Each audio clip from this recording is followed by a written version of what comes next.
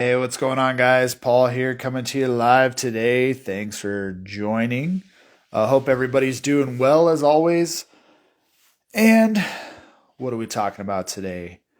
If someone said this or talked to you in this way, you should or most certainly would beat their ass.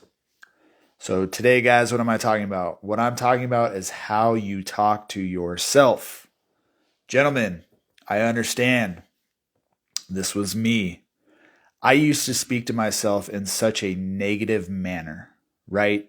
I would screw something up and I would be like, you dumb motherfucker, or, stuff like that. And the biggest thing that I used to do that I definitely do not do anymore is the man that I would see in the mirror. Every morning, as men, we get up, we brush our teeth after we take a piss, we start getting ready. If you have a beard like mine, you start getting that thing in place. So, undoubtedly, you are looking in the mirror at yourself. And this has been one of the most fundamental changes that I have made in the past few months is the man that I see in the mirror and how I talk to that man that I see in the mirror. And so, like I said, guys, we're up, we're brushing our beard, we're getting the oil, the butter and everything in there. And it's in that moment what you say to yourself that matters. So if you're speaking in a negative way to your own self, why are you doing that? Where does that come from? Seriously. Because if some guy was on the street calling you a dumb motherfucker, calling you a piece of shit, or whatever it is, surely you should beat his ass. So why are you doing that to yourself? You guys got to think about it. Where did that come from? Is this something that you picked up along the way? Is this a habit you may have picked up from one of your parents or an older sibling? Where does this come from? Where does this negativity about yourself come from? Now, I'll be honest with you guys, I don't have the answer. And it may be different for everybody that watches this video. But something that I fundamentally changed was how I view and talk to myself in that moment. And every so often, I will slip up. I will catch myself. And I'm like, no. This is something as a man that's raising two boys, I do not want them to inherit. So I'm trying to make sure that I'm changing and being the one that is going to change this for my sons. So it looks like we got a few people on. Like, where do you guys think this comes from? Like, what is it in ourselves as men that we speak to ourselves in such a manner that if any other man spoke to us that way, we'd be beating their ass on the street? Like, where does this come from? Because I truly don't know. All I know is that it's not okay. And I did this for years, guys. I did this for years. And all the people that said, oh, positivity and vibes and frequency and putting it out in the universe, I used to just, shit all over that. And now it's the complete opposite. And my life has changed. My view of myself has changed. And I want to say that this comes from a lack of confidence in yourself, which is something I struggled with for years. And I don't know exactly when it was I started losing this confidence. I attribute a lot of it to working at the fire department because I worked in a way with people that weren't supportive. Not all the fire department. I'm talking about my specific experience, but I worked with some people and coworkers that weren't supportive. I worked in a position where we were always trying to find discrepancies and issues and things like that. And I feel like being the young guy in an up and coming, predominantly male driven, business or position, like there's a lot of, hey, what's up? There's a lot of, testosterone and alphaness. And it's kind of like a pack of wolves where you're trying to figure out who's the alpha, who's the beta and all this stuff. But it was in that time frame, 14 years at the fire department, that I really feel that I started to lose this sense of confidence and power and certainty in myself. And then I leave the fire department. I go start my own business with my wife at the forefront. And I work in the back.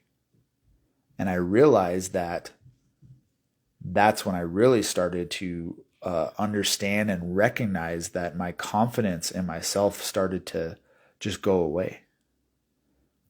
And it was in those moments that I really feel like I started to recognize this more than I ever have before. So it's more confidence and maturity that keeps you from becoming your old self. You no longer feel the need to prove yourself to anyone.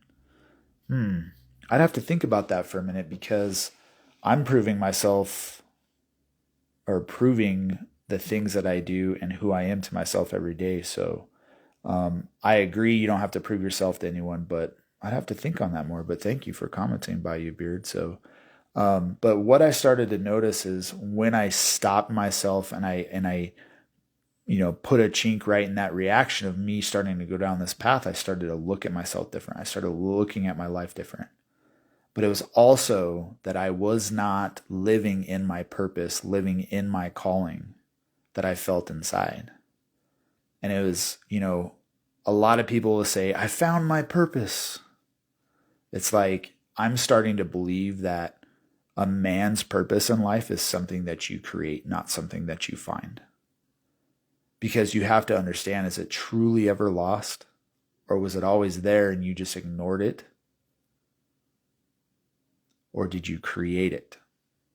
And so as I go down this journey, as I continue to do these daily things to build my confidence and certainty and power as a man that was a father, that was a business owner, that was a husband, that was struggling, I was overweight, I was overworked, I was underpaid, I was unconfident.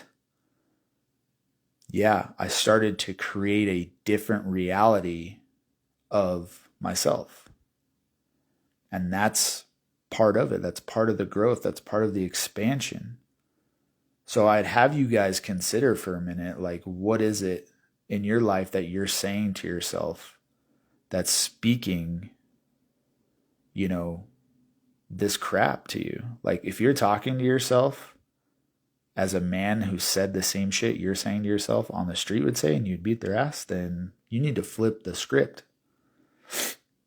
So as a man that was struggling, and I didn't want to sacrifice more of myself, sacrifice more of my time, sacrifice more money to create this purpose, I had to change it. I had to turn it around, flip it on its head, and realize I was no longer going to accept this talk, because I would not accept this talk from anybody else. So I'd encourage you guys to practice this, to recognize this. And one of the coolest exercises that I have men go through in my coaching program is this.